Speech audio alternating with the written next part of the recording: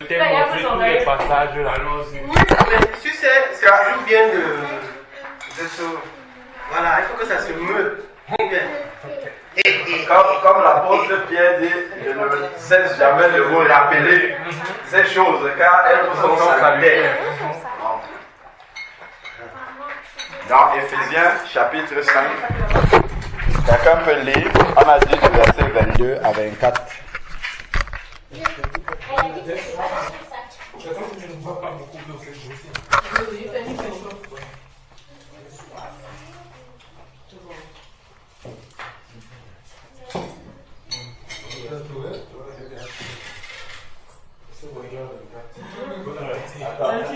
Un instant.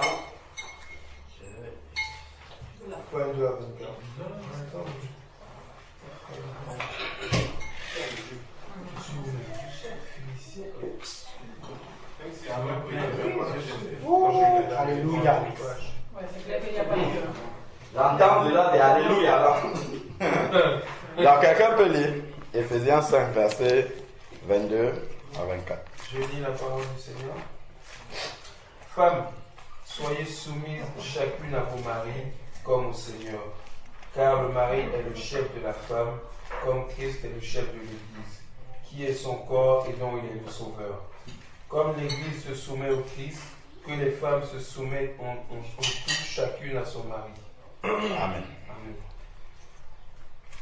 Donc, femmes, soyez soumises chacune à son mari, pas de n'importe quelle manière.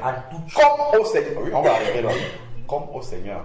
Ce n'est pas de se soumettre comme à son patron, comme c'est le premier déjà, le verset 22. Soyez soumises chacune à vos maris comme au Seigneur. Dans la manière dont la femme se soumet au Seigneur, c'est la même chose qu'elle doit faire pour le mari aussi. Amen. Elle doit obéir à son mari plus qu'à son propre père.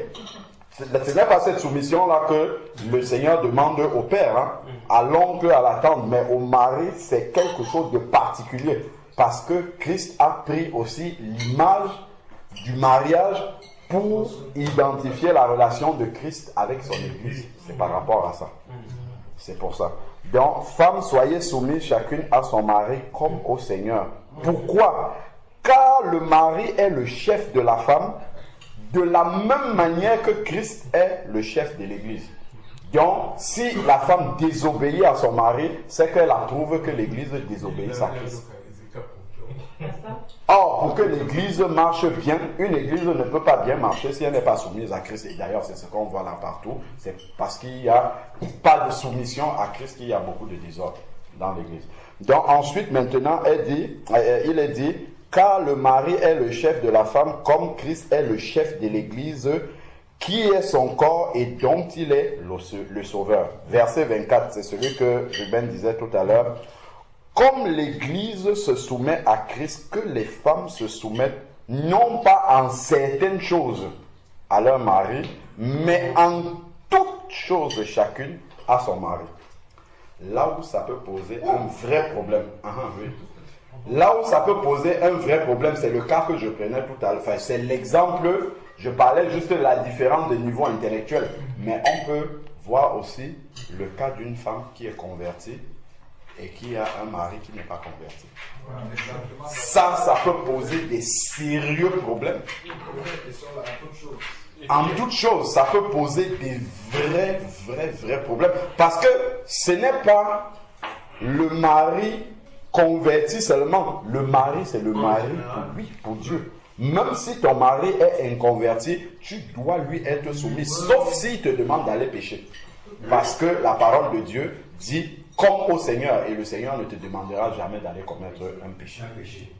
Mais même si le mari veut t'entraîner dans le péché, ce n'est pas dans l'orgueil et dans le bras de fer avec lui que tu vas lui parler, c'est dans un esprit de soumission que tu vas lui expliquer que mon Seigneur me demande de faire autre chose et toi tu me demandes de faire autre chose.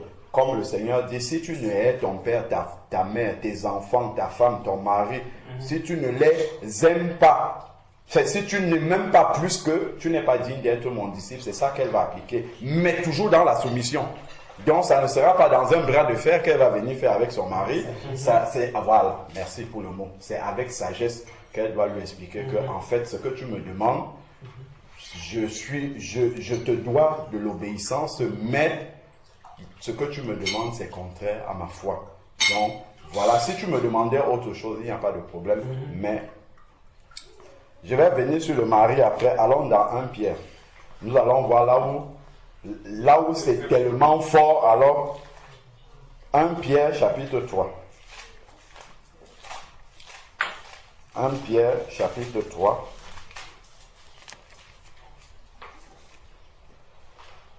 1 Pierre chapitre 3 à partir du verset 1. 1 Pierre chapitre 3 à partir du verset 1. Il est écrit, 1 Pierre, oui, c'est vers la fin là-bas. 1 Pierre chapitre 3 à partir du verset 1.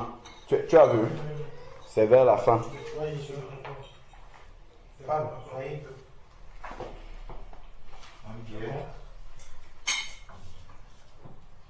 Chapitre 3. Donc vous qui êtes jeunes, qui n'êtes pas encore mariés, quand vous allez chercher vos femmes, selon le Seigneur, il faudrait que vous vous entendiez bien là-dessus. Pas que quand elle est mariée, c'est là où elle commence à découvrir ça. Si elle n'est pas prête, que vous avancez ensemble comme ça, il vaut mieux s'arrêter d'abord et rester dans la prière ensemble après, avant d'avancer. Sinon, ça va créer des conflits inutiles. Genre, si elle n'est pas encore prête comme ça. Oui, si elle n'est pas encore prête comme ça, il vaut mieux attendre. Il faut lire ça ensemble. Non, on va lire pour le mari aussi, ça va venir. C'est des deux que c'est pas d'un côté. Bien sûr, il y a des choses que. Ah oui, non, là on n'est même pas encore dans le choix. Là, c'est juste un petit critère en passant. Après, on pourra aborder aussi le sujet de. Je voulais de me poser la question, de savoir en fait, est-ce qu'une telle femme existe? Est-ce qu'une telle femme. Non, on va lire et puis on va comprendre que c'est une telle femme existe. Attendez. Je vais poser ma question. Moi, ce que j'allais dire aussi, je ne sais pas si les hommes commencent. Moi, je veux en venir à un fait. Je veux juste en venir à un fait. Le fait de la soumission. Non, laisse, je vais venir. Bien vite, non? Non, mais elles sont soumises. Elles sont même soumises, non. Parce qu'au vu des filles d'aujourd'hui, avec. Laisse-moi venir, tu vas parler de notre frère. Au vu. Et les sœurs ne sont même pas là. Comment le Seigneur aussi permet qu'un sujet arrive comme ça, les sœurs ne sont pas là? Partageons. Continuons.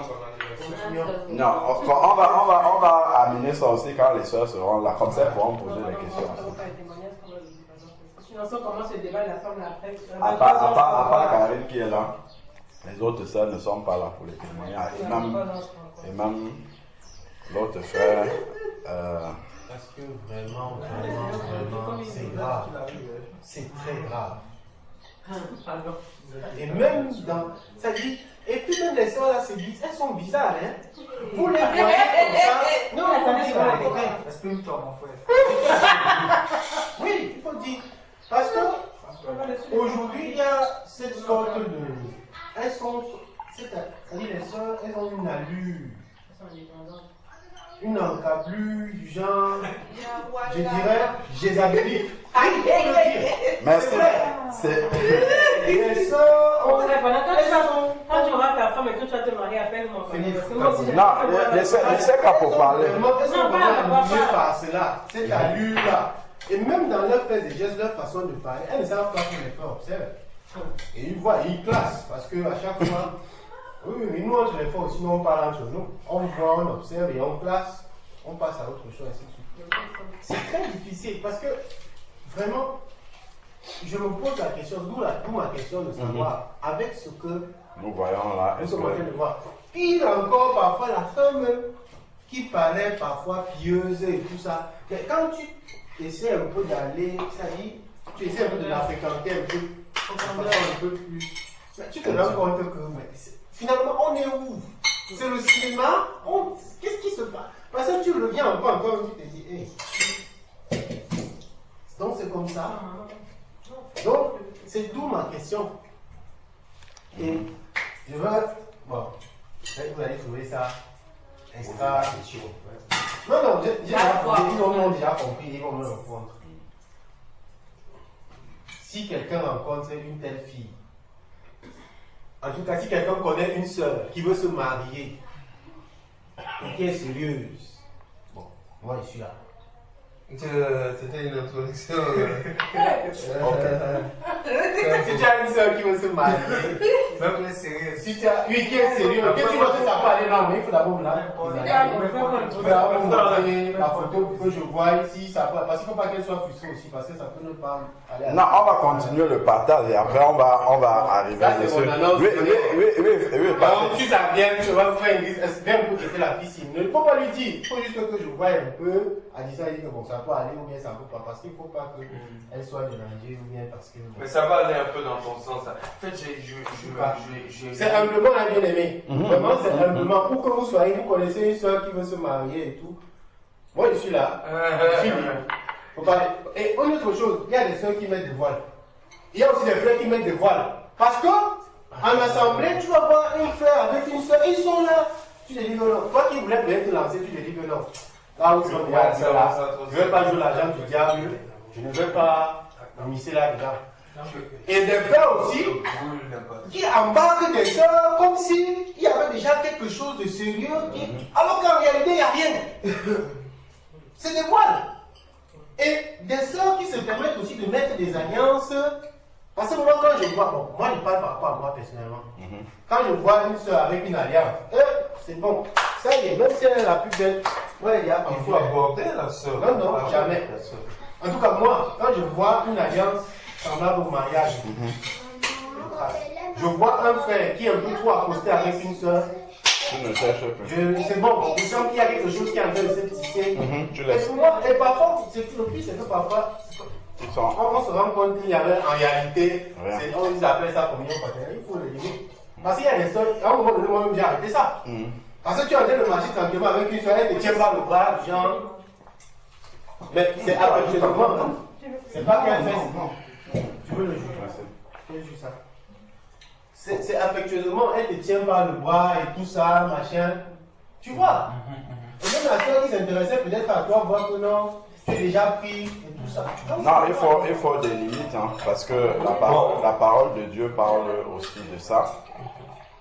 Il faut faire, la Bible nous dit qu'il faut éviter toute apparence de mal. Par exemple, un frère qui est encore célibataire, il ne faut pas prendre l'habitude d'aller, même si c'est pour prier, chez une sœur qui est seule aussi.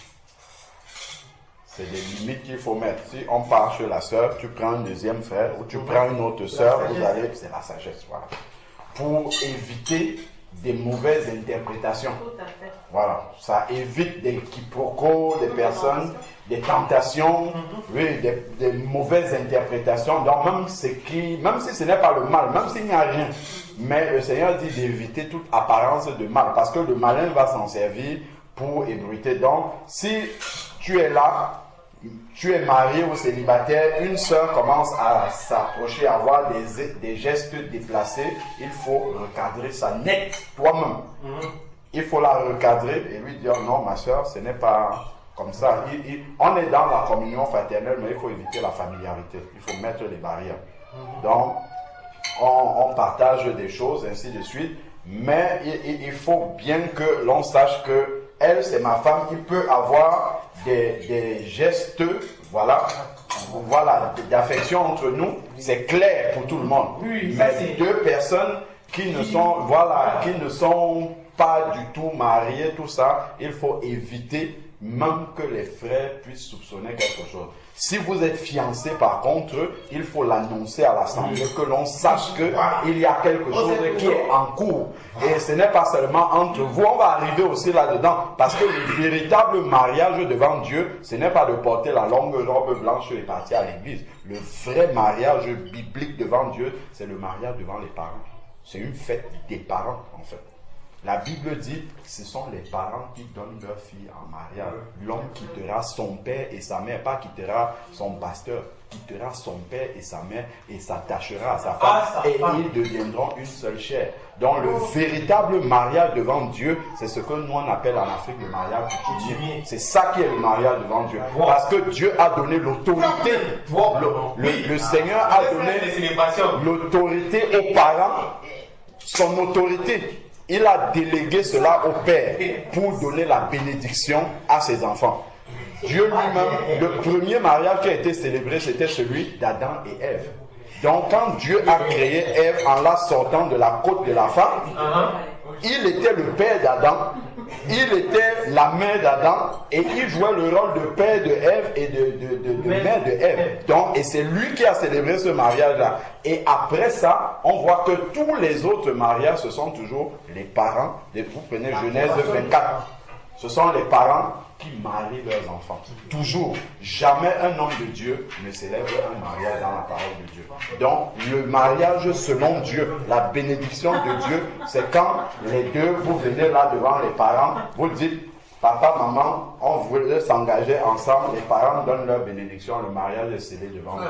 Ce qu'on va faire à la mairie, ça c'est pour les hommes simplement. Si on veut même aller voir un pasteur pour prier dessus, c'est simplement par commodité, mais ça, ce n'est pas ça qui est le mariage devant Dieu. Mais quand les parents ont déjà dit oui, le mariage est scellé devant Dieu. Alléluia, amen.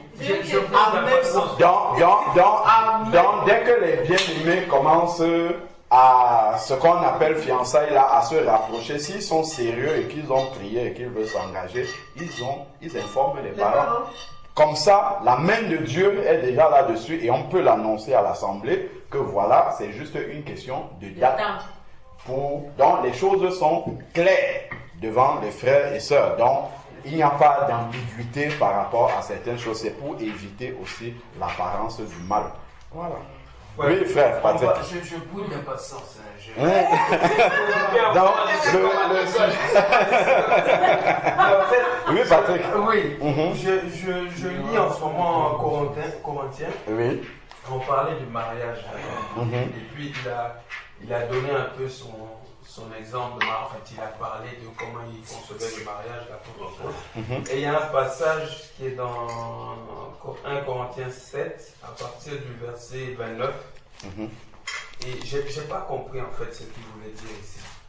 1 Corinthiens 7 à partir du verset 29. Oui, le verset 29. Oui. Il dit, j'attends que vous êtes sur le Vous pouvez ouvrir moi ta Bible.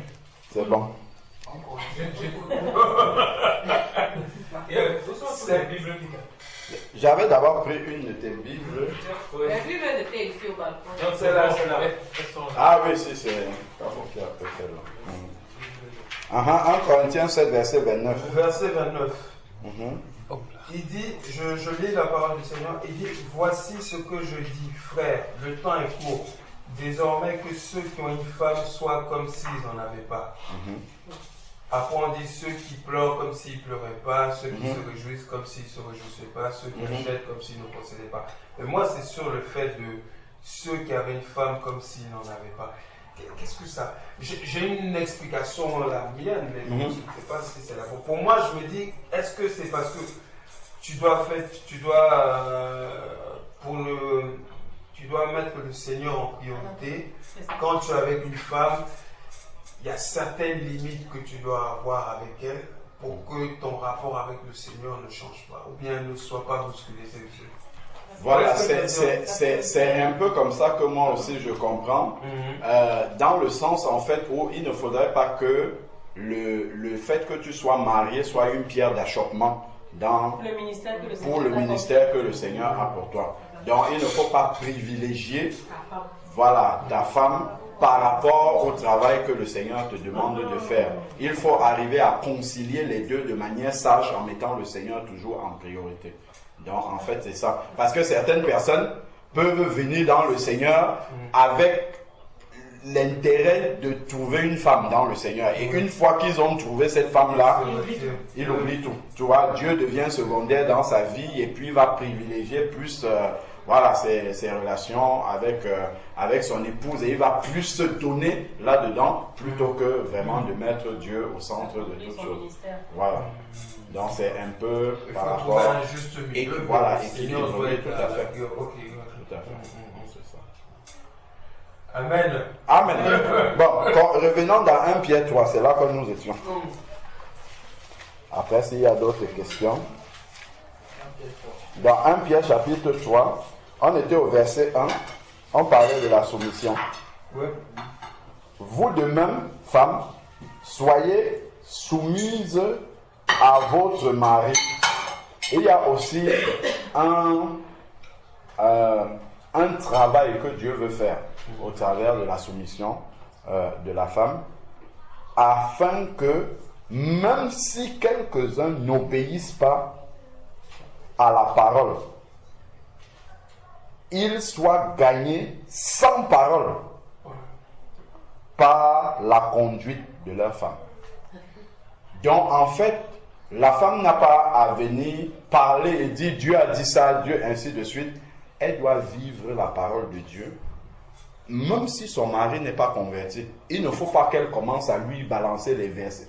Il faut qu'elle vive, qu'elle incarne la parole de Dieu. Et en vivant, l'Esprit de Dieu va prendre la parole qu'elle est en train de vivre et commencer à toucher le cœur de son mari et lui dire voilà comment tu dois marcher. C'est comme ça qu'il faut faire. Et on voit vraiment que, et ça en fait, ça pousse la soumission à un niveau tel, parce que imaginons un peu une femme qui est convertie, elle en sait tellement sur le Seigneur par rapport à son mari qui n'est pas converti. On pourrait dire que non, Dieu veut qu'elle lui témoigne, qu'elle lui dise que Dieu est vivant, ainsi de suite. Mais Dieu dit c'est sans parole que tu vas le gagner. Ce n'est pas en lui disant les versets bibliques et tout ça, c'est en vivant l'évangile. C'est ça qui va toucher vraiment son cœur. Et tout ça, c'est pourquoi? Parce que Dieu ne veut pas que la femme prenne autorité sur l'homme, même s'il est païen. Parce que si elle commence à lui donner la parole de Dieu, en fait, l'autorité de Dieu est renversée dans le foyer. Parce que dans 1 Corinthiens 11, où il parle du foulard, justement, il y a la notion du gouvernement de Dieu. Dieu est le chef de tout homme. L'homme est le chef de la femme. Et Christ et Dieu est le chef de Christ. Donc, dans le gouvernement de Dieu, il y a Dieu, il y a Christ, il y a l'homme, et puis il y a la femme. Et il faut que ça soit toujours respecté. Par contre, le diable, lui, c'est ça. Et le diable veut toujours inverser les choses. Donc, dans le jardin d'Éden, Dieu a créé d'abord Adam. Et il a donné la parole à Adam. Il lui a dit, entretiens le jardin, ne mange pas du fruit de l'arbre de la connaissance du bien et du mal. Après cela, il a sorti la femme de la côte d'Adam. Il n'a pas parlé à la femme. C'est Adam qui a dit, ça c'est l'os de mes os, la chair de ma chair, on l'appellera femme. Maintenant, le serpent sait que c'est à Adam que Dieu a parlé. Il ne va pas vers Adam, mais il va vers Ève. Déjà pour renverser l'ordre que Dieu a établi. Il a donné la parole à Adam. Et c'est Adam qui a transmis la parole à sa femme. Ça, c'est déjà l'introduction pour dire que Dieu ne veut pas que la femme enseigne sa parole. Femme pasteur, ça n'existe pas dans la Bible. Alléluia. Amen. Il n'y a aucune femme pasteur dans l'église. Quand nous voyons par exemple une femme comme Marie de Magdala, la première à avoir vu la résurrection de Christ, lorsqu'il fallait choisir un apôtre pour remplacer Judas, Acte chapitre 1, Pierre a donné les conditions pour celui qui devait remplacer Judas. Qu'il ait marché avec Jésus pendant sa vie, Marie de Magdala a marché avec Jésus. Qu'il ait été témoin de la résurrection, Marie de Magdala était le premier témoin de la résurrection de Jésus-Christ. Logiquement, c'est elle qui devait être le 12e apôtre en remplaçant de Judas. Elle réunissait les critères plus que les apôtres même de Jésus qui étaient déjà avec lui. Mais on nous sort deux personnes qui étaient candidats. C'était Matthias et puis l'autre Joseph qui était là. Des personnes dont on n'avait même pas entendu parler de. Alors que Marie de Magdala était là. Mais elle, une véritable femme de Dieu, elle ne s'est pas levée pour commencer à dire, mais qu'est-ce que vous faites là? C'est moi qui... Elle est restée calme. Ils ont choisi Matthias pour remplacer Judas. Parce qu'il n'y a pas d'erreur dans la parole de Dieu. Les apôtres étaient conduits et Marie de Magdala, aussi enfant de Dieu, elle était soumise à sa place. Frère Anatole, moi, c'est une question que je me pose. On a déjà eu cette discussion plusieurs fois, le frère William et moi. Maintenant, moi, je me dis un truc. Il y avait des prophétesses, n'est-ce pas? On va arriver sur ça. Qu'est-ce que la Bible appelle prophétesse? Les femmes qui avaient des révélations et qui Jusqu'aujourd'hui, ça continue. Maintenant, dans le fait de révéler, est-ce qu'il n'y a pas une forme d'enseignement? C'est-à-dire que la Bible nous dit dans 1 Corinthiens chapitre 11 que toute femme qui prie ou qui prophétise se couvre la tête. La Bible nous dit également que chez Philippe l'évangéliste, il avait 4 filles vierges qui prophétisaient. Donc, il n'est pas interdit à une femme de prophétiser. Prophétiser, c'est quoi? C'est écrit dans 1 Corinthiens chapitre 14. C'est édifier l'église, c'est exhorter et encourager.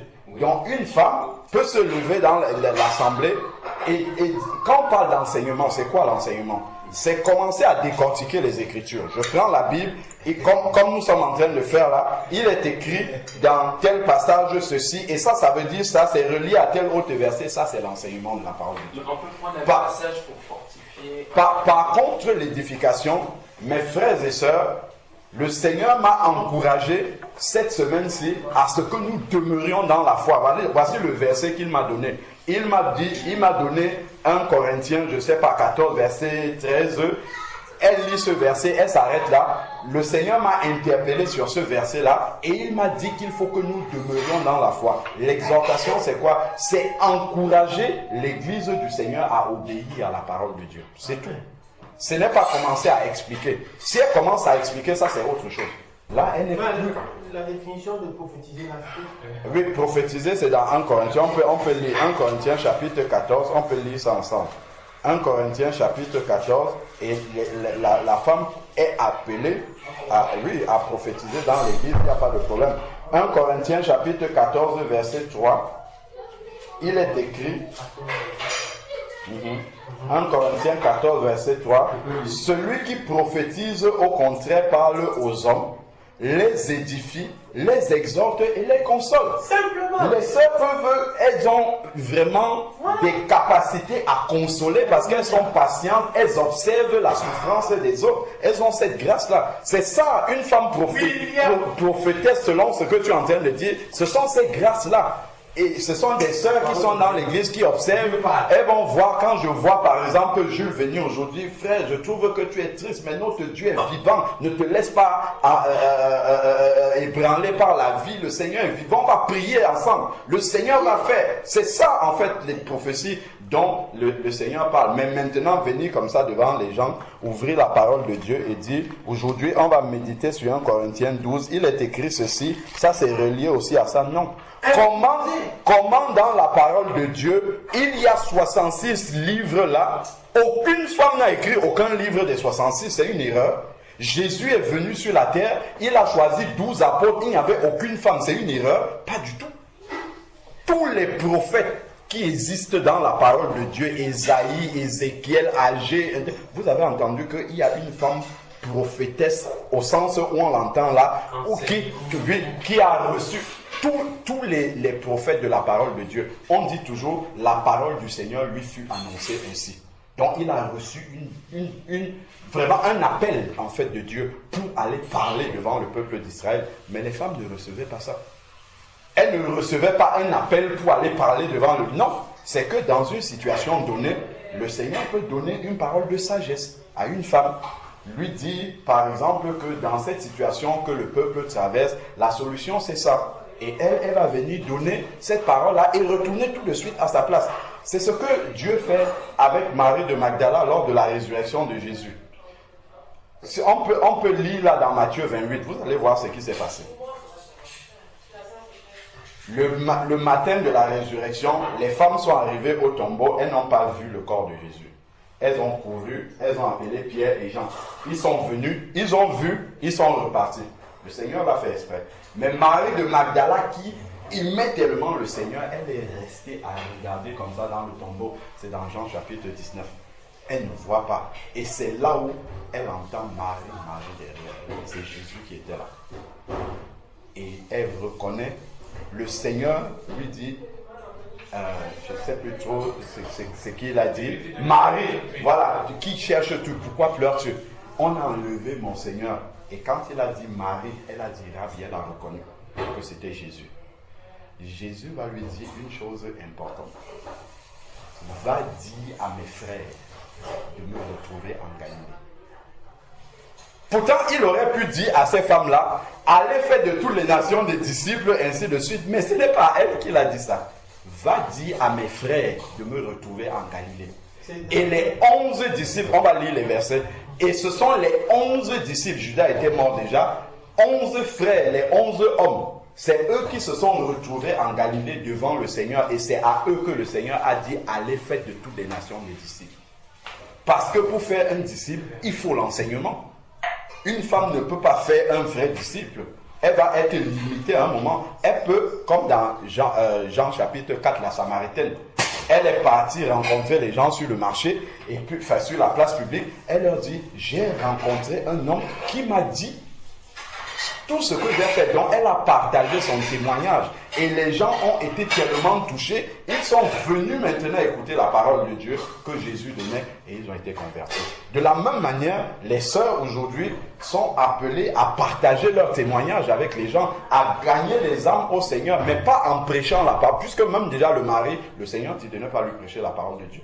Donc c'est en vivant la parole de Dieu, en partageant ce que Jésus a fait pour elle. Et là, maintenant, s'il y a des âmes qui sont touchées, ainsi de suite, qui veulent comprendre vraiment la repentance, tout ça, on amène chez les frères, et les frères vont entrer dans la parole maintenant et expliquer ça. Donc, frère, j'ai une autre question. Oui, frère. Excusez-moi. Non, on est dans le partage. Non, n'oublie pas, on va, les versets que j'ai dit là, c'est dans il vaut mieux finir, sinon on risque de partir sur un sujet. Il faut bien montrer dans la Bible ce qu'on est en train de dire là. Après, on va même lire le verset littéral là où il dit, je ne permets pas à la femme d'enseigner la parole. C'est écrit. Mais donc, ça veut dire, c'est toujours dans le même contexte, hein, je veux dire. Ça veut dire que si une femme enseignait, Oui. que, par exemple, comme on voit aujourd'hui les Joyce Meyer et tous ces gens-là, que son enseignement va édifier. Je vais. C'est mauvais en soi. On va venir là-dessus. On va venir. C'est bonne question. Prenons Matthieu chapitre 28. Matthieu 28, c'est là où ça se trouve, ce qu'on vient de dire là, par rapport à ce qui s'est passé lors de la résurrection. Matthieu chapitre 28, on peut prendre verset 4 jusqu'au verset 10 d'abord. Verset 4 au verset 10. Uh-huh. Les gardes tremblèrent. Matthieu 28.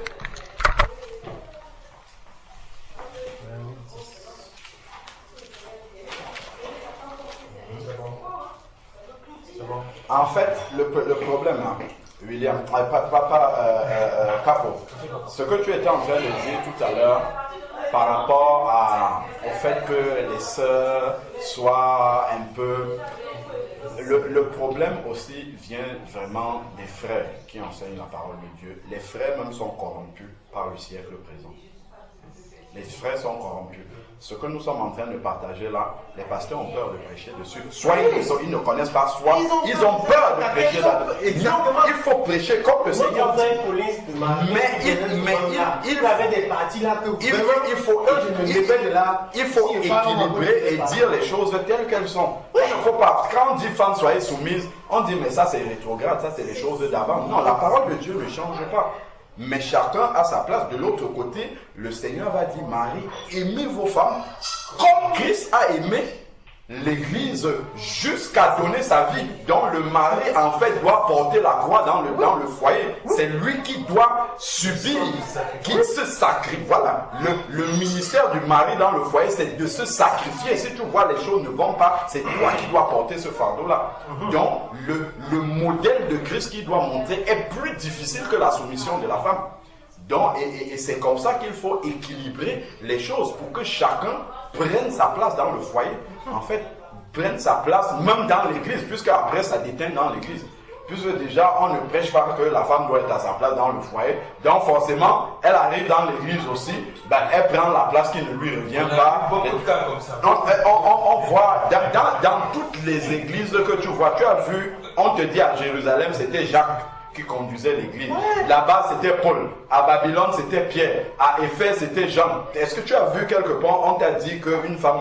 Par contre, il y a des sœurs qu'on voit comme la sœur Phébé qui était diaconesse. Diaconesse, c'est quoi? C'est s'occuper des choses matérielles de l'église. Les sœurs ont des talents là-dessus. Il faut les utiliser là où Dieu leur a donné des grâces. En fait, c'est dans ce domaine-là qu'il faut les utiliser. La parole de Dieu, ce n'est pas pour les sœurs pour enseigner. Les sœurs peuvent recevoir des prophéties de Dieu.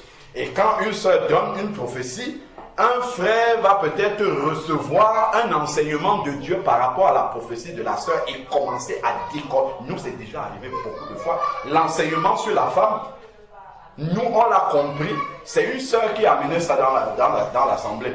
Elle nous dit, frère, est-ce que je vois que Adam, au début, c'est lui qui a reçu la parole de Dieu et non Ève.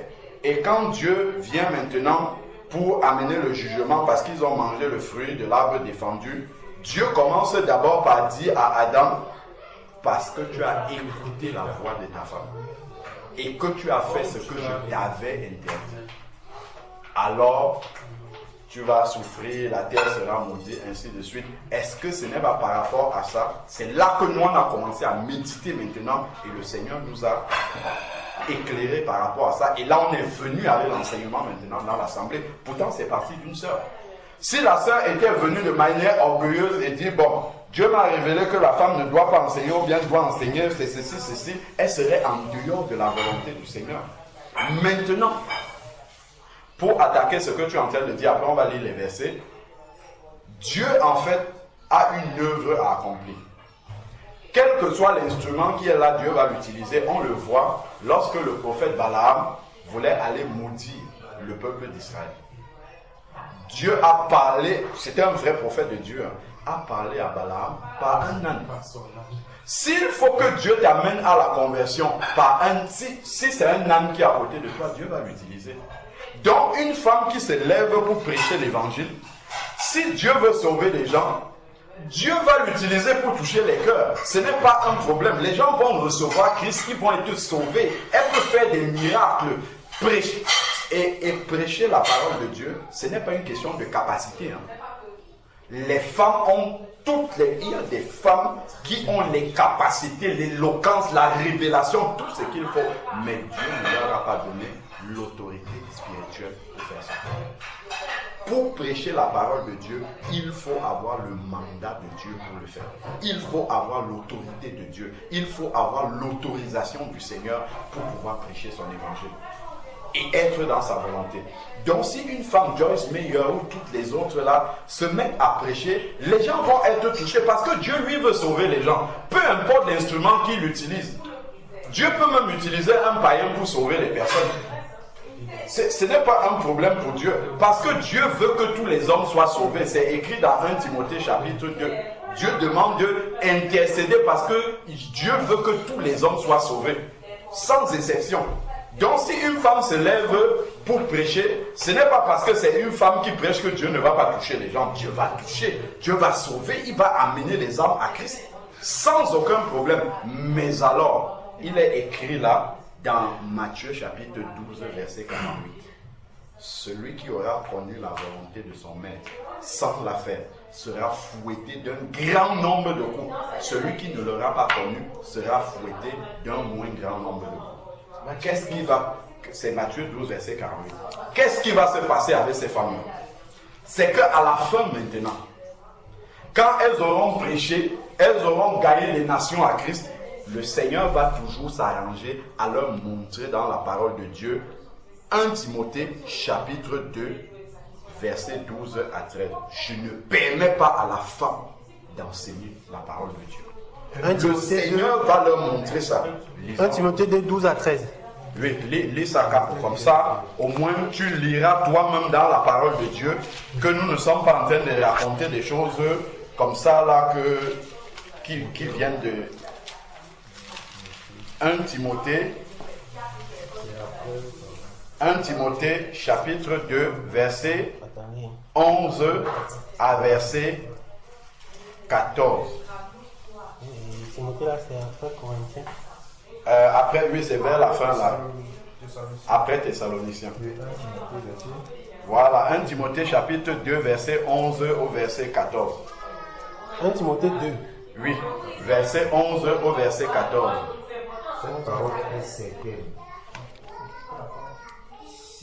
Non, 1 Timothée chapitre 2, oui, Bon, moi, 13 je vais lire. à 14. Je vais lire. Vas-y. 13 à 14, voilà. Au nom de Jésus-Christ. Ah, tu es dans 2 Timothée. Attends, oui, reviens dans 1 Timothée parce qu'il y a... Voilà.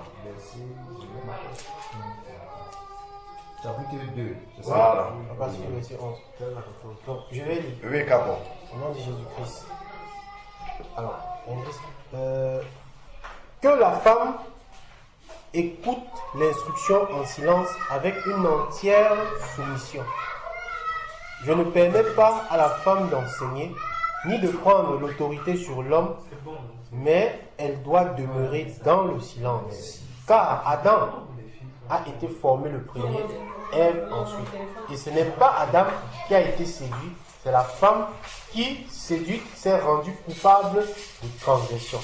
Est-ce que cette parole-là n'est pas claire? Est-ce qu'il y a besoin d'une explication? Très très clair. Allons dans 1 Corinthiens chapitre 14, on va voir la confirmation. Là où il le dit encore ailleurs. Le problème en fait, c'est qu'on voit des choses, on voit les femmes enseigner, on voit plein de choses qui se passent, mais on n'examine pas la parole de Dieu pour comparer. Est-ce que ce que les gens font là, c'est ça qui est écrit dans la Bible? On ne fait pas ce travail-là. Donc on accepte comme ça, on a trouvé les choses comme ça et on le fait aussi. Alors que la Bible dit autre chose. Car pour prendre 1 Corinthiens chapitre 14, tu lis ça et après on va échanger. 1 Corinthiens chapitre 14 C'est à partir du verset... à partir du verset 33 jusqu'à 38. 1 Corinthiens chapitre 14 verset 33 jusqu'à 38. Ok, je lis au nom du Seigneur. Amen. Car Dieu n'est pas un Dieu de désordre, mais un Dieu de paix. Amen. Comme dans toutes les églises des saints, Amen. que les femmes se taisent dans les assemblées, car il ne leur est pas permis d'y parler, mais qu'elles soient soumises selon que le dit aussi la loi.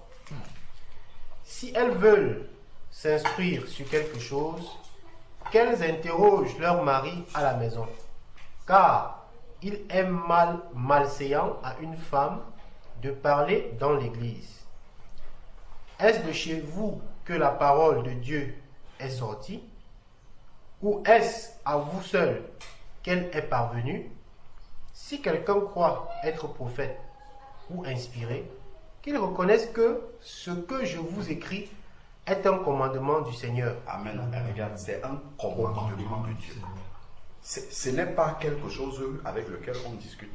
Il dit que la femme se taise en assemblée parce que c'est malséant pour une femme. Dans les débats, les sœurs, il n'y a pas de débat avec la parole de Dieu, non.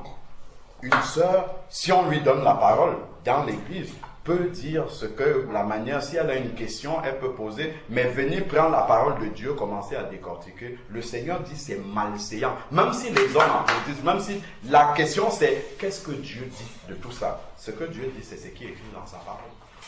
Donc nous devons obéir. Après maintenant, il y a, si la femme prie ou prophétise qu'elle se couvre la tête, ça veut dire qu'il y a un moment où la femme peut apporter ce qu'elle a reçu de la prophétie ce qu'elle a reçu d'une exhortation, d'encourager, il y a un moment pour ça. Mais quand on entre dans l'enseignement, la femme doit se taire et écouter l'enseignement jusqu'au bout.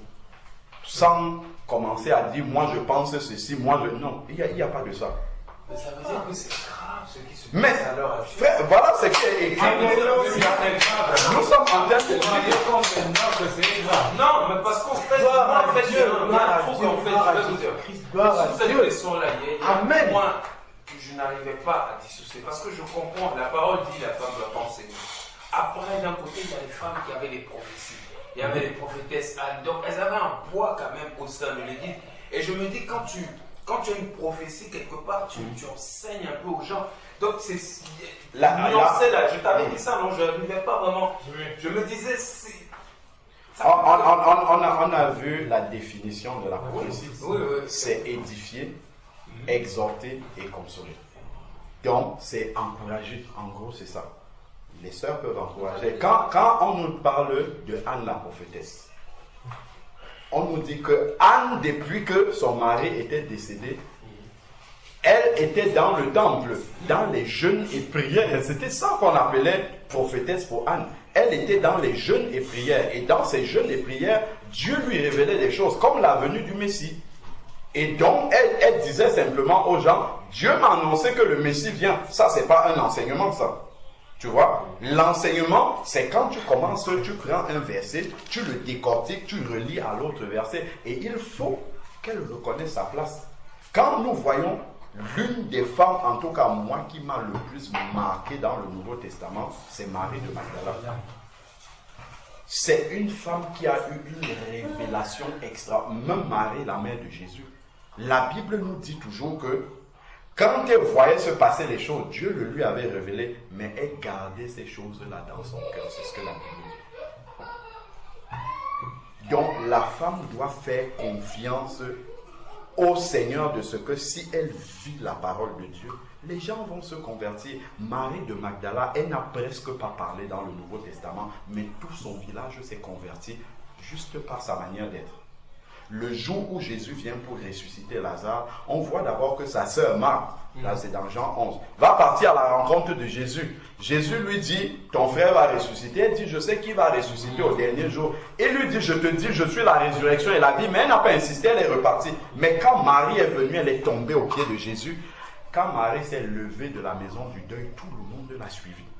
On voit vraiment que c'est une femme qui portait la vie en fait, du Seigneur en elle. Et les gens sont partis avec elle. Ils ont rencontré le Seigneur. Donc, en la suivant, ils ont rencontré le Seigneur. Et le Seigneur les a amenés tous au tombeau maintenant. Et c'est là où il dit, Lazare sort et tout le village se convertit. On voit comment quand une femme fait confiance vraiment à la transformation de sa propre vie, Dieu peut l'utiliser plus puissamment que le plus grand prédicateur de la parole de Dieu. Donc, en fait, les femmes amènent les personnes à la foi, gagnent les âmes, mais pas de la même manière que les frères. En fait, chacun a, comment dire, son périmètre, voilà, avec les grâces que Dieu lui a données qui correspondent à cela. Il y a des consolations, des exhortations que les frères n'auront jamais, parce que la femme, dans la manière même dont Dieu l'a conçue, il y a des petits détails, en fait, des petites souffrances qu'elle va observer chez les frères, chez les sœurs, et Dieu va lui dire va déjà mettre ce fardeau en elle pour la prière pour ces personnes, et ensuite elles vont recevoir des exhortations, des encouragements pour ces personnes. Si les sœurs se concentraient dans ces grâces-là qu'elles ont reçues, mais elles devaient être un instrument puissant entre les mains du Seigneur. La tendresse d'une femme, ça touche plus, ça. Évidemment. Parce que nous, et c'est une grâce. C'est une grâce qu'elles ont reçue. C'est un talent, en fait, qu'elles ont que les frères n'ont pas. Donc, si chacun était à sa place, il jouait vraiment le rôle que le Seigneur lui a donné, mais l'Église marcherait sans aucun problème. Donc, si Joyce Meyer s'élève pour prêcher l'Évangile, pas de problème, les âmes vont se convertir, les gens vont se donner au Seigneur. Mais au dernier jour, quand elle va venir personnellement pour son jugement, le Seigneur nous a dit dans Matthieu chapitre 21, chapitre 7, verset 21, ce ne sont pas tous ceux qui disent Seigneur, Seigneur, qui entreront dans le royaume des cieux, mais celui-là seul qui fait la volonté de mon Père. Et la volonté du Père, c'est celle qui est écrite ici. Quand elle va venir, le Seigneur va dire, Joyce, mais c'est bien. Voilà les âmes que tu as sauvées. Mais toi, tu n'avais pas lu dans ma parole que je ne permets pas à la femme d'enseigner. Est-ce pourquoi tu n'es pas venu dans la prière me demander comment est-ce que je peux gagner des âmes? Je t'aurais montré comment toi, en tant que femme, tu peux gagner des âmes, amener des âmes en respectant ma parole, en étant à ta place. Donc, dans son jugement personnel avec Dieu, c'est là où Dieu va lui parler de ça. Et c'est aussi écrit dans la parole. C'est là où lui va ouvrir la Bible. C'est écrit, on a lu dans Jean chapitre 12, verset 48. Cette parole-là, c'est elle qui vous jugera au dernier jour. Donc, c'est la Bible. Jean 14, Jean 14, 48. Donc, le Seigneur, lui, va ouvrir. Il ne va pas voir les résultats. Les résultats de l'œuvre, c'est Dieu qui est garant de ça. C'est pour ça, l'on dit les gens se sont baptisés, convertis. C'est Dieu qui garantit ça. Ce n'est pas un homme. Si je ne suis pas là, Dieu va utiliser un autre instrument. Il y a absolument pas, Dieu n'est pas lié à l'instrument qu'il utilise. Donc une femme se lève pour prêcher, Dieu va l'utiliser sans problème. Mais à la fin maintenant, quand tu viendras dans ton jugement personnel avec le Seigneur, c'est là où il va ouvrir la parole, il va te dire, est-ce que tu n'avais pas lu qu'il est écrit que la femme ne doit pas enseigner la parole de Dieu? Là, qu'est-ce qu'elle va lui dire? En ce jour-là, ils me diront, n'ai-je pas prophétisé en ton nom? N'ai-je pas guéri les malades? Je leur dirai, je ne vous ai jamais connu. Pourquoi? Parce que vous commettez ce qui n'est pas écrit dans ma parole. C'est là où il y aura un problème. Et c'est très grave. Dans l'assemblée chez nous, on a une femme qui était un grand pasteur en Île-de-France. Il y a eu une scission dans l'église. Elle est sortie de l'église. Elle est allée à la maison en attendant de trouver une autre salle où le Seigneur devait l'envoyer. Et il y a une partie des frères et sœurs de l'église qui sont sortis avec elle, qui ont commencé à se réunir à la maison avec elle en attendant. Elle prêchait aux frères à la maison. Et c'est là où Dieu a commencé à lui parler en lui disant, tu n'es pas à ta place. La sœur a commencé à se repentir, à chercher la face de Dieu. Le Seigneur lui a dit, non, ce n'est pas ça que j'attends de toi. Tu es sur la mauvaise voie. La sœur s'est repentie, le Seigneur lui a parlé, lui a conduit sur les enseignements qu'on poste là-dessus sur Internet. Elle est entrée en contact avec nous. Elle a tout recommencé à zéro depuis le baptême. On l'a conduit dans les eaux du baptême il y a quelques mois. Elle est au milieu de nous, assise. On te dit que celle-là était pasteur, tu ne peux pas croire. Il y a une deuxième maman qui ne se réunit pas avec nous, mais qui est dans une autre église de maison qu'on connaît, pareillement, qui était pasteur avec les fidèles et tout ça. Le Seigneur lui a parlé en lui disant, ce n'est pas ta place là-bas. D'ailleurs, le témoignage est sur YouTube. La sœur qui est avec nous à l'assemblée, qui était pasteur, à qui Dieu dit, ce n'est pas ta place là-bas.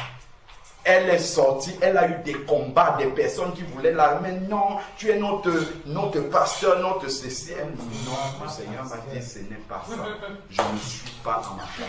La sœur est au milieu de nous, elle est revenue à la place que Dieu lui a donnée en toute humilité. Et ça, vraiment, Dieu va l'utiliser puissamment pour l'humilité qu'elle a eue en lisant la parole de Dieu, de reconnaître que c'est ça qui est la vérité.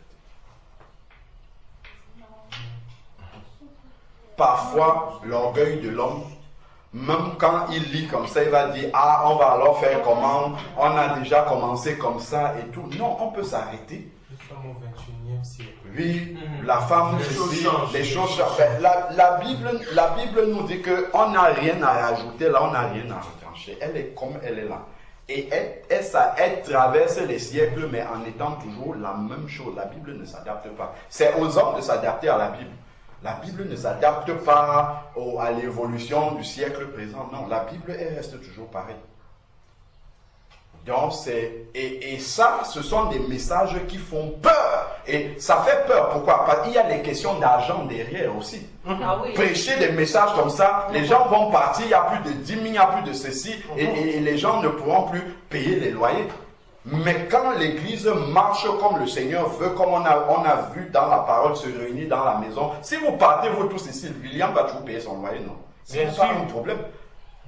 Mais s'il y avait des problèmes de loyer qu'on doit payer là, William devait caresser dans le sens du poil. S'il voit qu'il va vexer un peu Capo, non, il ne faut pas que je dise ça parce que ça va le froisser.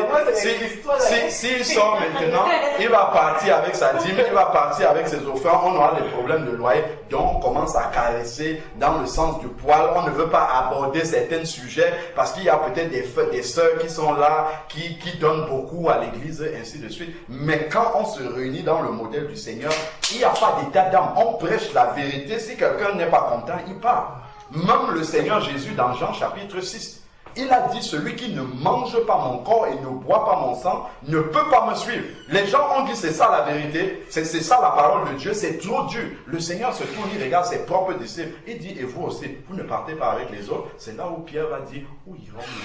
Tu as la parole de la vie éternelle. Ils sont restés avec lui. On voit que Jésus ne négociait pas en fait, il vous dit, voici la vérité. Si tu veux le suivre, voilà les conditions. Il va t'aider à pouvoir le suivre. Mais la vérité là, il ne change pas ça. La vérité restera telle qu'elle est. Maintenant, si tu as la volonté de le suivre, si tu es encore faible, oui, Jésus va t'aider, il va te porter pour pouvoir suivre. Mais si tu dis, il faut que la vérité là change pour que je l'accepte, Jésus, lui, ne négocie pas là-dessus. Il ne change pas la vérité. Le standard est toujours le même. Mais pour prêcher la vérité comme ça, il faut être libre des hommes. Affranchi des hommes. Il ne faut pas compter sur les hommes pour quoi que ce soit. Si tu comptes sur les hommes pour le noyer, pour t'entretenir, c'est eux qui te font manger tout ça, tu vas forcément commencer à caresser la parole. Il y a des choses que tu auras peur de dire parce que tu vas choquer les susceptibilités. Non, bien sûr on le dit dans l'amour, mais il faut dire la vérité telle qu'elle est. Il faut accompagner les bien-aimés à comprendre que c'est ça la volonté de Dieu. Et ça, c'est pour le salut des âmes. Ça, c'est aimer les personnes, de leur dire, comme un Jean dit là, l'ancien Agaius que j'aime dans la vérité. Quand tu aimes quelqu'un, tu lui dis la vérité. Ma soeur, tu prêches l'évangile, mais ça, ce n'est pas la volonté de Dieu. Vraiment, mets-toi devant le Seigneur, lis, médite les versets là, ce n'est pas bon. Ce que tu es en train de faire, tu aimes peut-être Dieu, mais tu le sers mal. Cherche vraiment la face de Dieu, il va te dire comment tu vas le servir dans sa volonté et tu seras plus efficace.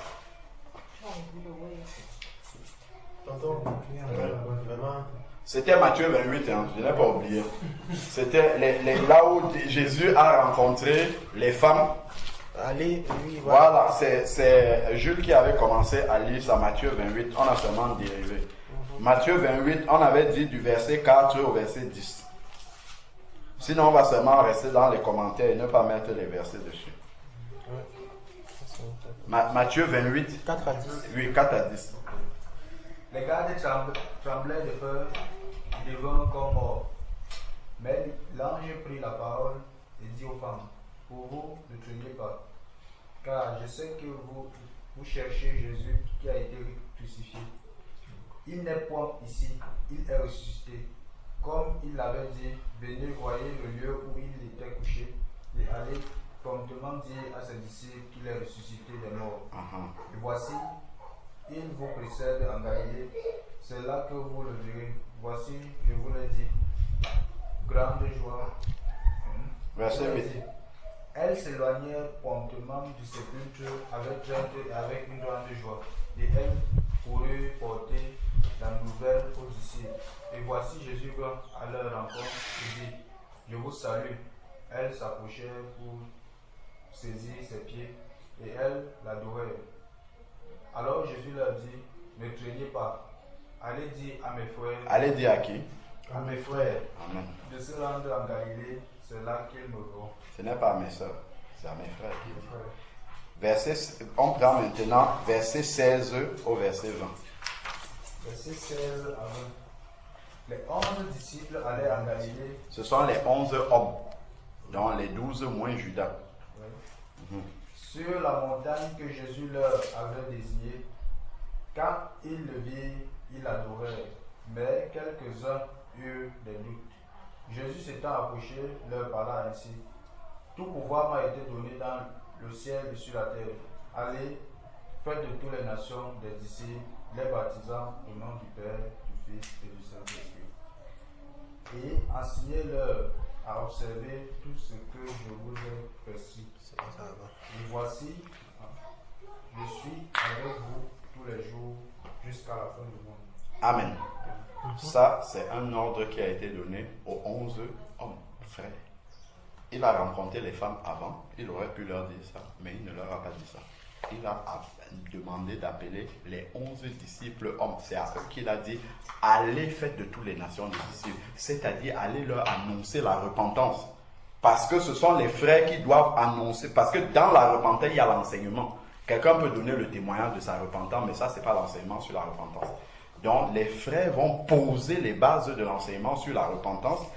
Seul un frère peut baptiser. Une femme ne peut pas baptiser. Amen. Tu as un baptême fait par une femme, c'est un faux baptême. Amen. Il n'y a aucune femme qui a baptisé dans la Bible. C'est un baptême qui est faux. Il faut le faire. Nous, on connaît des personnes qui sont venues, ils ont lu dans la parole de Dieu, ils ont vu, on a fait un enseignement dessus qui montre qu'une femme ne peut pas enseigner, ne peut pas baptiser. Déjà, voici déjà un verset. Un autre verset, le baptême, c'est quoi? C'est l'ensevelissement, non? C'est l'enterrement. Même dans le domaine physique, même dans le domaine des hommes. Êtes-vous déjà arrivé quelque part, vous avez vu les femmes qui enterrent les personnes? Ce sont toujours les hommes qui enterrent. Même dans la parole de Dieu, seuls les hommes enterrent physiquement déjà. Seuls les hommes, les femmes ne font pas ce travail-là. Donc, même spirituellement, il n'y a aucun exemple d'une femme qui a baptisé quelqu'un là. Parce que c'est aussi une autorité spirituelle de faire ce travail-là. Et c'est aux 11 frères qu'il a demandé de baptiser, de faire des disciples et d'enseigner. Enseigner-leur à observer, ça s'adresse aux 11 frères. Il n'y a jamais d'erreur dans la parole de Dieu. Jamais d'erreur. Si des femmes pouvaient enseigner, être pasteurs, on aurait des exemples pleins dans la parole. Mais on voit toujours qu'à chaque fois, on ne voit pas ces exemples. Les femmes ont des grâces qu'elles reçoivent, elles peuvent recevoir des paroles et donner, et puis quelqu'un va bien faire, un enseignant de la parole de Dieu va bien le disséquer, bien l'expliquer au peuple, ainsi de suite. Mais elles n'ont pas un rôle qui les met en avant, en fait, devant la communauté. C'était déjà vrai du temps de la loi, mais même encore dans le Seigneur Jésus-Christ. C'est comme ça.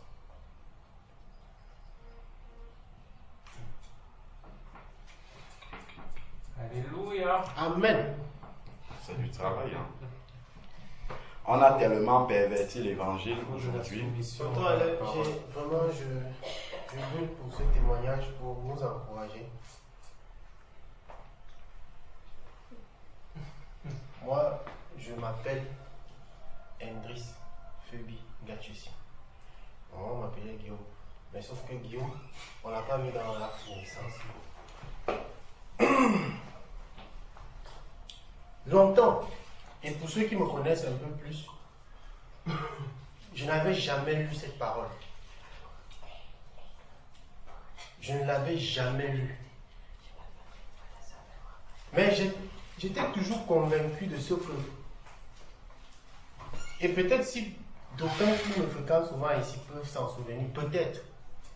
Mais j'ai toujours eu cette conviction que jamais de la vie, une femme ne posera la main sur mes enfants, qu'elle vienne, qu'elle va les baptiser. Jamais de la vie. Je vais fréquenter. J'étais dans une posture où je fréquente l'assemblée. Je vois il y a des femmes pasteurs, mais j'avais cette conviction ferme que je n'accepterai jamais à ce qu'une femme baptise mon enfant ou pose la main ou impose la main sur mon enfant. Jamais.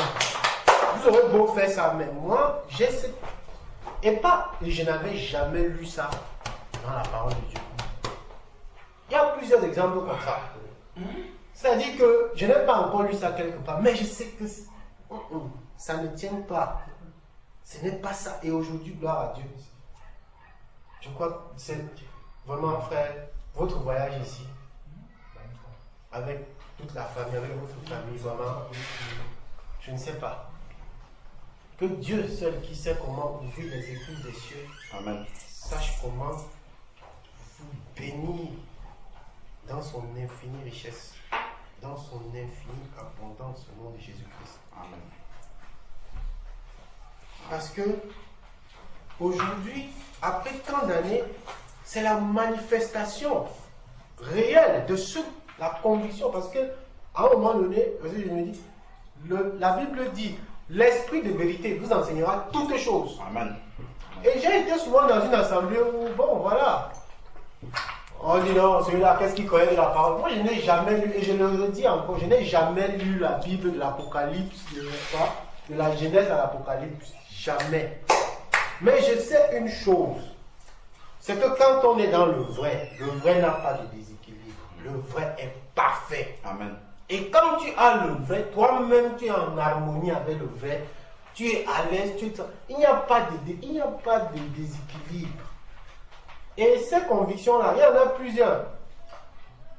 Parce qu'il y a un autre temps, je disais, il y a un autre, voilà, je me souviens, je dis souvent à mon frère en Christ, Julien Soana, être pauvre, c'est un péché. Jusque-là, je n'ai pas encore les révélations écrites de ça. Mais c'est toujours, cependant. C'est pas moi, c'est un autre. Ah, ok. William Sonana, c'est un frère qui. Parce qu'il y avait ce sujet, c'est des éternels débats que j'ai souvent eu avec ce frère. C'est un frère qui aime le Seigneur. Hein. Vraiment, il est zélé dans le Seigneur. Ça, il n'y a rien à faire là. Et c'est des éternels débats que souvent il y avait le cas des femmes qui baptisent à l'église. Et tout le monde disait toujours, moi de toutes les façons, ça me compte. Je n'accepterai jamais. Que ce soit lors de mon mariage ou bien du mariage de mes enfants ou bien quoi. En tout cas, une personne proche où j'ai une certaine autorité, je n'accepterai pas. Ça, vous allez le faire, mais loin de moi. Parce que j'ai cette conviction-là que non, ça ne cadre pas. Et je voulais vraiment nous encourager dans ce sens que la parole de Dieu est vraie. Amen. Le Saint-Esprit est vrai. Et il parle. Moi, ma prière, c'est seulement qu'il m'accorde encore la grâce. Ça dit que de reconnaître très facilement encore plus, parce que parfois l'ennemi s'immisce. Plus sa voix, ça dit que ce soit amplifié. Que ça, je sais que ça, c'est la voix du Saint-Esprit. C'est lui qui parle là. Tout comme je peux reconnaître la voix de William au téléphone. Je peux reconnaître, ça dit que ça, c'est lui qui parle. Et quand c'est lui qui parle, allons-y. Vraiment, c'était ça ma prière. Et que vraiment le Seigneur nous bénisse encore davantage. Je souhaiterais vraiment que vraiment ça ne s'arrête pas juste à votre passage. Et juste pour vous dire, moi c'est déjà validé. Comme je le disais hier ou avant-hier, après avoir écouté la parole, mon frère a été très prompt hier. Gloire à Dieu. Amen. Nous bénissons le Seigneur pour notre frère Ruben qui est là. Gloire à Dieu. Et je crois que chemin faisant, peut-être lui va aussi se rendre compte que le fait qu'en ce moment même, il est en train de chercher la maison et tout ça est bien. Et il ne doit pas, c'est quelqu'un, c'est pas quelqu'un, c'est quelqu'un, gloire, le Seigneur l'a béni, il vient d'une famille assez aisée, par la grâce de Dieu, mais à l'heure où je vous parle, il n'est pas dans une condition aisée, selon les conditions. Mais, j'ose croire qu'il va se réjouir de cela parce que voilà quelque chose. Parce que s'il avait trouvé la maison depuis, peut-être il était dans un autre quartier à Bourgogne, il ne sait pas loin où. Jamais. Une sœur. Et puis même la maison où on est, c'est une maison qui ne ressemble à rien. Bon, pas pour la dénigrer, je le dis simplement parce que c'est une ancienne maison. Elle est comme elle est, mais on est là-bas. Vraiment, moi je suis tranquille là-bas. Je ne connais pas pour les autres, mais moi, je suis là-bas depuis très longtemps et je suis tranquille. Je veux vraiment venir ouvrir aussi les yeux à mon frère que quoi qu'il en soit, vraiment, il y a une aubaine d'éternité qui s'est produite. Et je ne pense pas qu'il y a quelque chose qui dépasse ça. Amen. Amen. Pour dire aussi, pour mon cas personnel, comme je reviens là, c'est que c'est validé. Ça, je vais le faire, ce baptême par immersion. Cependant, par l'esprit, ça dit, bon, je ne veux pas dire l'esprit, donc je crois que l'esprit m'invite à respecter juste certaines choses. Je tenais à te dire ça, juste toi et moi, en face. C'est que je viens d'une famille. Et lorsqu'on s'est baptisé tous ensemble, de l'aîné jusqu'à la dernière. Donc, par ailleurs, je me suis dit non, je ne peux pas faire les choses promptement comme ça. Je vais quand même consulter. Du moins, je vais les informer. De ce que je trouve, de ce que je m'apprête à faire. Maintenant, ensemble avec eux, on va voir.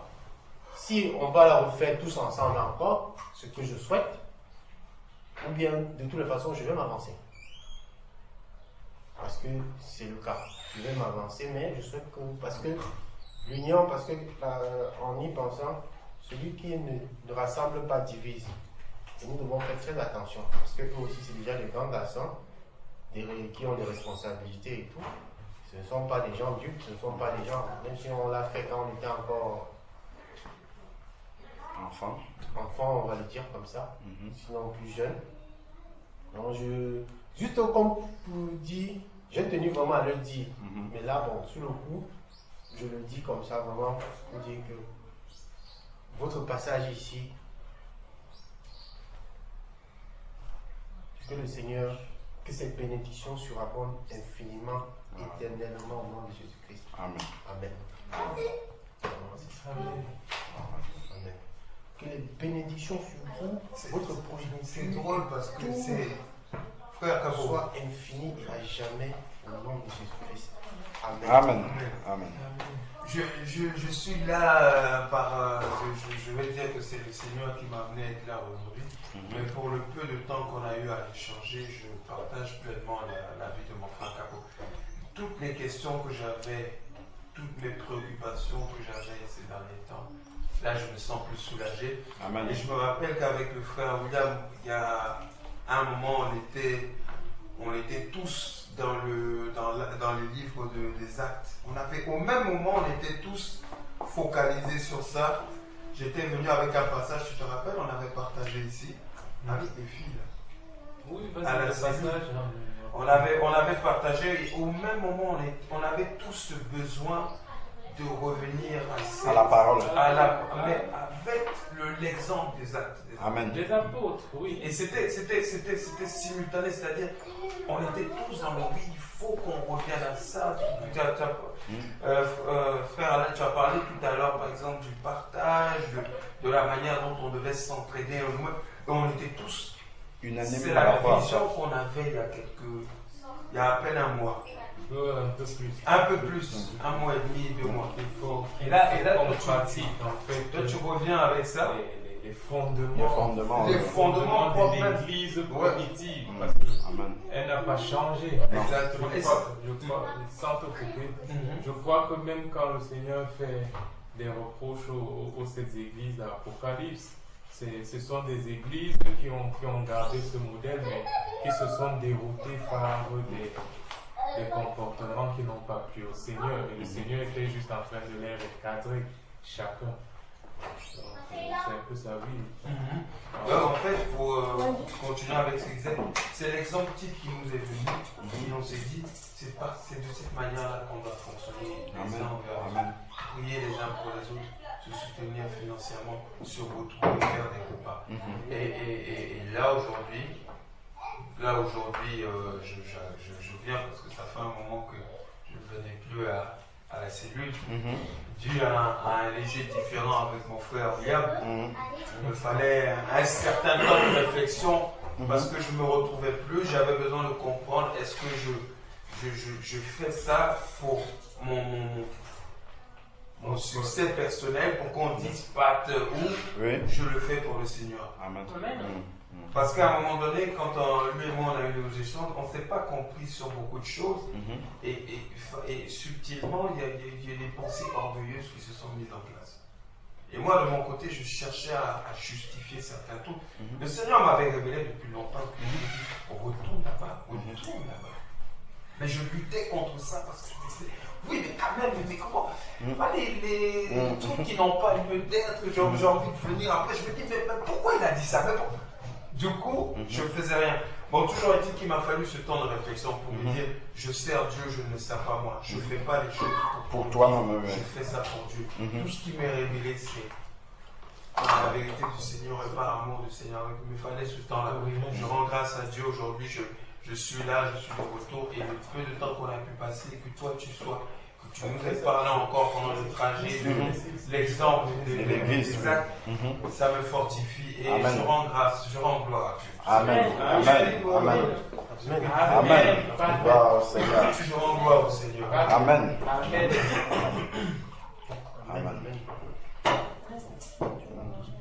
Frère, ça viendra. Ça viendra. Amen. Et juste pour éclairer et passer rapidement, c'était juste sur... Nous avons fini un partage et la sœur Abigail a dit, William, pourquoi on ne peut pas persévérer dans la prière, se retrouver au moins une fois par jour ensemble et prier. Nous sommes partis sur une base où chacun d'entre nous, on devait se retrouver une fois par jour, mais prier au moins 3 fois comme Daniel, le matin, à la tombée de la nuit vers 18h, 19h, et le soir. On s'est donné des heures. Après, je lui ai dit, bon, le passage en fait qui dit en fait que nous devons rester soudés, nous devons persévérer, c'est dans Acte de 42, article 42. En descendant, oui, en descendant. Là, on dit y persévérer dans la communion fraternelle. La communion fraternelle, on la fait régulièrement, constamment et tout le reste.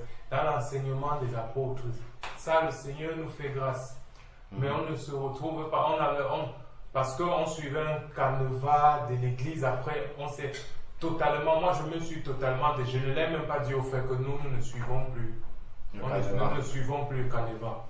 Ça venait en fonction de, par exemple, cette année tension, on devait parler du cœur. Et comme par hasard, j'ai trouvé un enseignement, tu as fait il y a quelques mois sur le cœur quand je suis revenu. Sur le cœur, de garder son cœur plus que toute autre chose, car c'est de là que viennent les sources de la vie. Donc, on a décidé donc de la dernière partie qui dit persévérer dans la prière. On s'est dit chaque jour, parce que les frères et les sœurs, et tout, même ceux chez qui, là-bas où nous sommes à l'heure, ce sont nos frères toujours. Les gens traversent des moments difficiles. Nous-mêmes, nous sommes dans les combats perpétuels.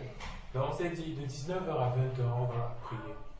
Conduit par le Saint-Esprit, en s'appuyant sur la parole qui dit, même comme c'est la prière, que quand vous vous retrouvez, quelqu'un tient un chant, un cantique, une exhortation et tout, c'est sur cette base-là, en fait, qu'on a décidé de partir. En s'appuyant sur ce verset-là, j'ai mis le verset dans le groupe, j'ai expliqué pourquoi il fallait qu'on prie et tout le reste. Pat, Abigail l'a rencontré, lui a dit parce que le jour où le Seigneur nous a mis à cœur, Patrick,